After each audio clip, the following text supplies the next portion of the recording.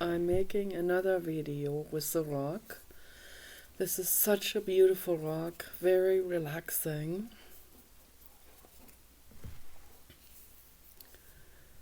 And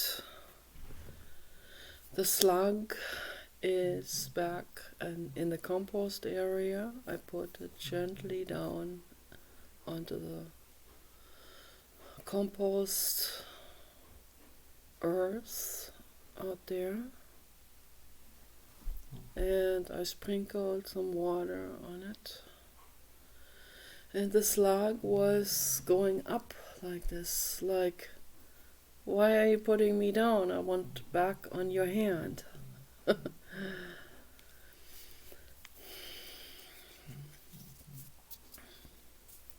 So yeah, they like to be loved, as every living being likes to be loved.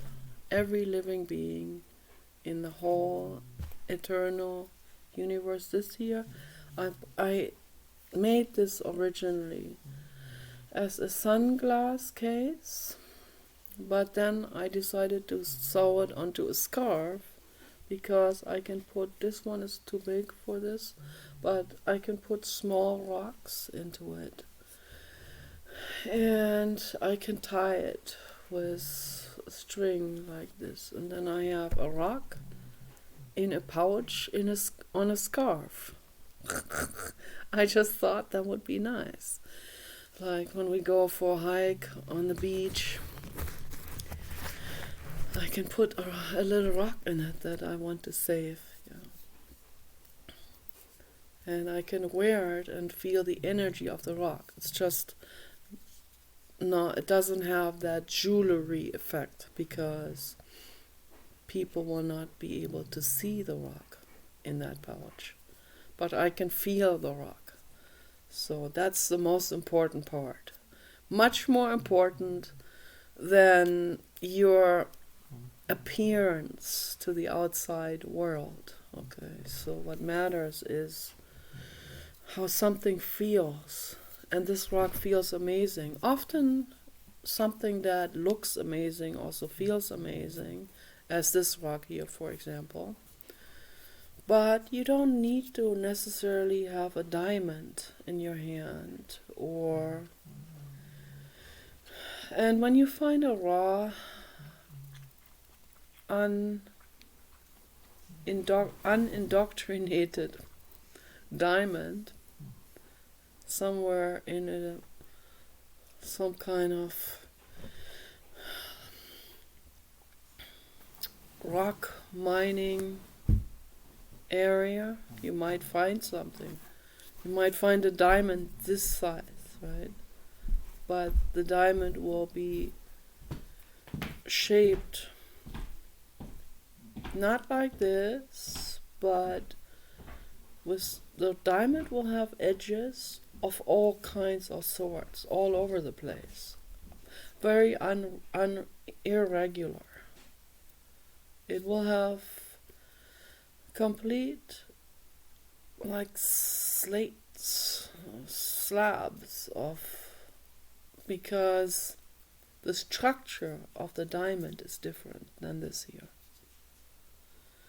So this has tumbled to the ocean, and it has been ground into a roundish sculpture. All the edges have been rounded up. With a diamond, I don't know if a diamond tumbling through the ocean, I have the feeling this is not gonna come out like that, because if something rounds the diamond up, then there will always be these edges, and I think it has to do with the structure. But maybe I'm wrong, because I don't have much experience with diamonds. But why do you need a diamond of this size? What would be the difference? The only difference is that the diamond is more rare and costs more. Okay, so It's a status symbol. It's prestige. You can find a lot of rocks like this at the beach in Oregon and Washington, and also Northern California, and probably Canada and Alaska, right? In Southern California, there are almost no more pebbles or rocks or agates or ocean jades. The beaches are pretty desolate in Southern California. Why is that? Because people have harvested rocks in massive amounts. Okay, so not just individual people, but entire cranes that are there that dig out the sand and then filter out the sand and collect the pebbles, because they sell it as pebble gravel, or they sell it into certain rock mining corporations that grind it all up into, they pulverize all of that, and then they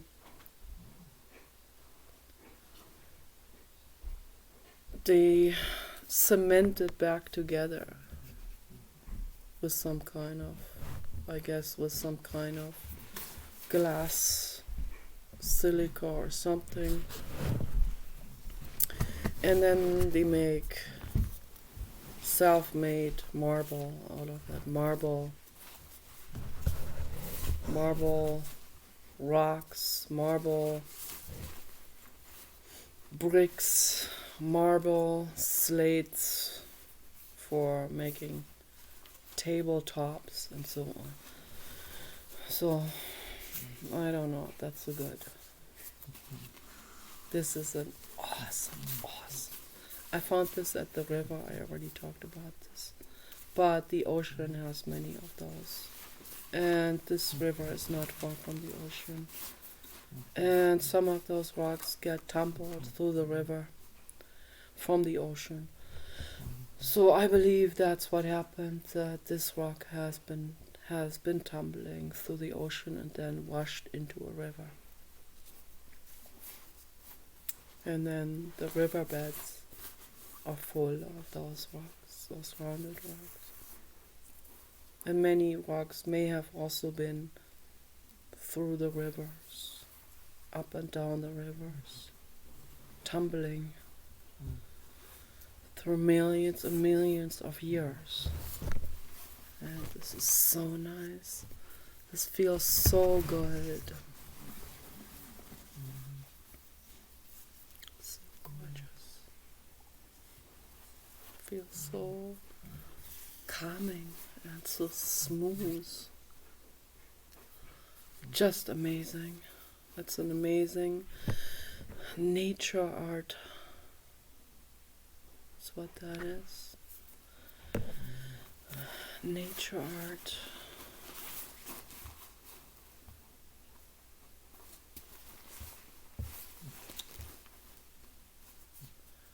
Paul bought the baby dog a jacket, and it's a nice jacket, but it's too small, so he has to return it and get one size larger.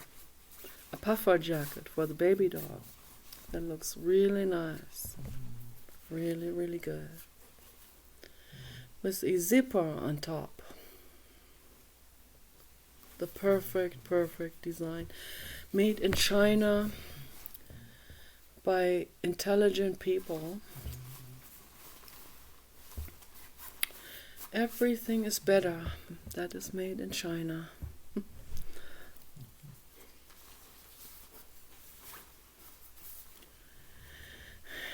I mean, from the handmade things,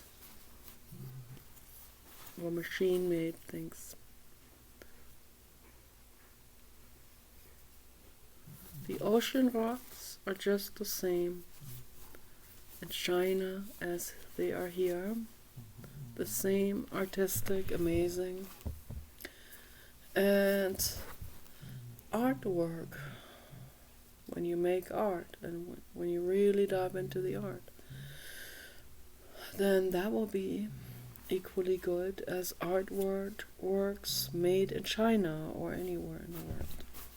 Art is a process of love and peace and kindness. And artists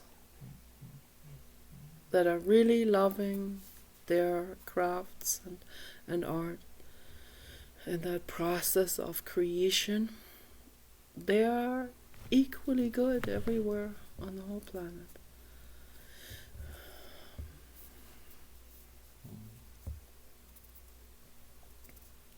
I was amazed to see that Takashi Murakami makes flowers like this. This is really, oh my god. Ooh. Soul brother.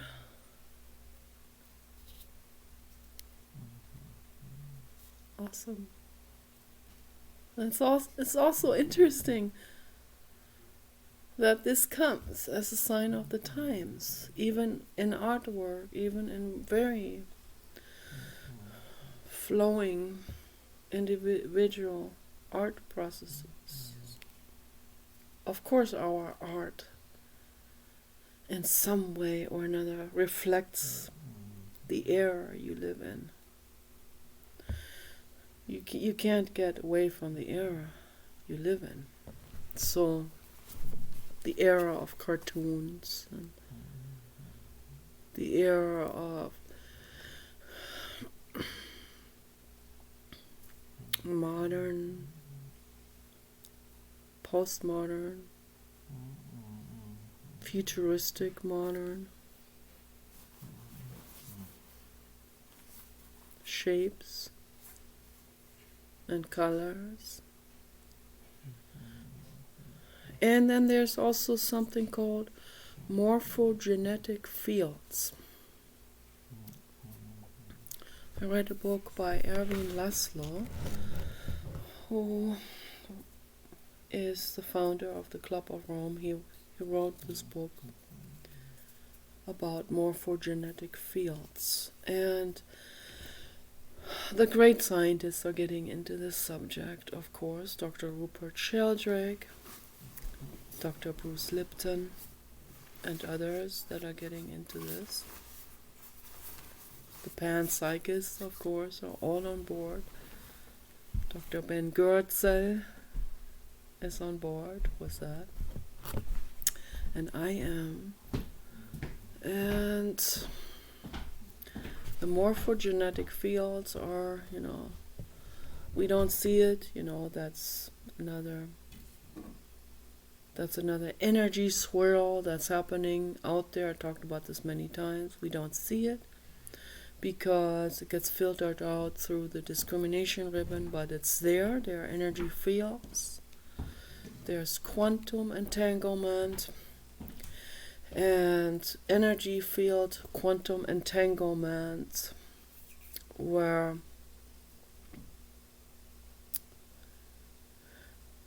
certain things that go through your mind that you are interested in can be picked up by someone else halfway around the planet.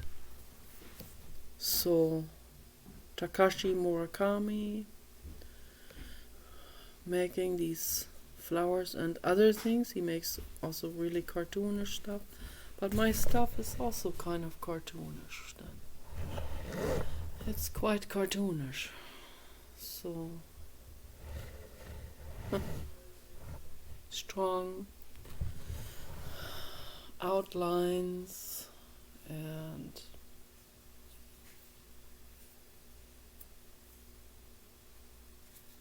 this looks easy, but it's not. Every surface area has multiple paint applications on it. So it's I worked on these two pieces for about 2 years, so it takes me that long to work on my artwork. It starts out like what kind of more like gut painting, kind of like impulsive and stuff like that, more like a sketch. Also interesting. Every stage is important. Every stage has an expression, of course, and is already a painting by itself. But I like to perfectionize it because my brain goes into this perfectionization process. That's just where my art wants to go. So, and that's why I make it like this. Like, what's the baby dog painting tool? I don't want to show Paul, he gets mad. Then I have to turn the video off. Yes, here's the puffer jacket, by the way. The puffer jacket on top is now on top of the baby dog. Just to give the baby dog some warmth. But the puffer jacket is one size too small. Yes, baby dog. But it's a nice puffer, just a nice puffer jacket. But one size bigger will be perfect. And then he can wear that, and he has more stretch ability in the armpits. So it's very important. I had to argue with Paul on this. So, I mean, this fits too tight, way too tight, and then the way he turns around like he's in some kind of moon space suit or something. No, it's not good. He has to have mobility.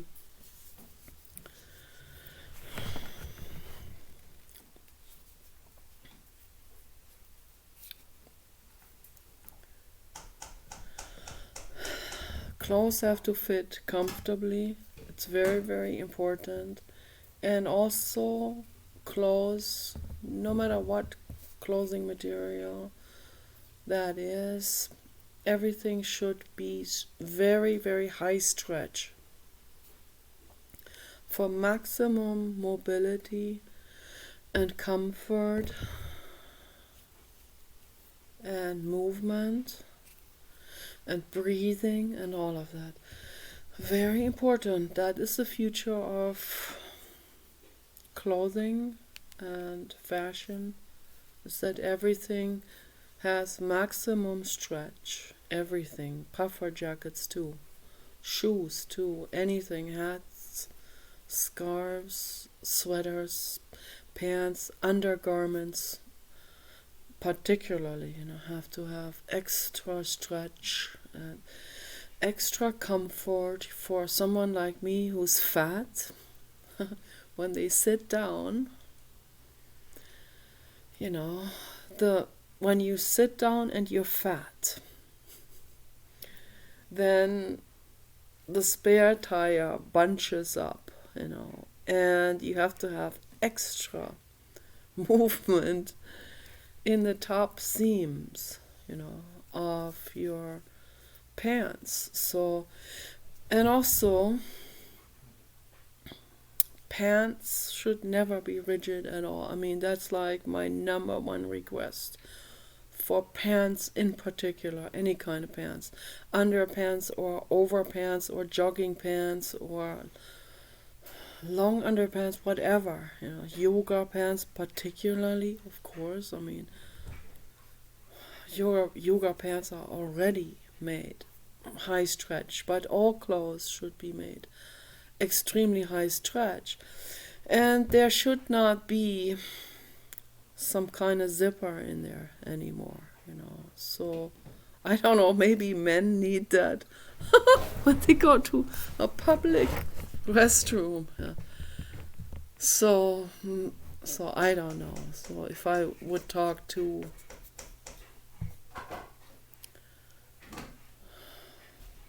Karl Lagerfeld or any male fashion designer, so they would quickly remind me that they need to have that zipper or something. But women don't need the zipper. That's totally ridiculous to have the zipper. Any kind of pants should have extreme movability and stretch. So I have to plug this in now. It has 1% remaining. Peace and love.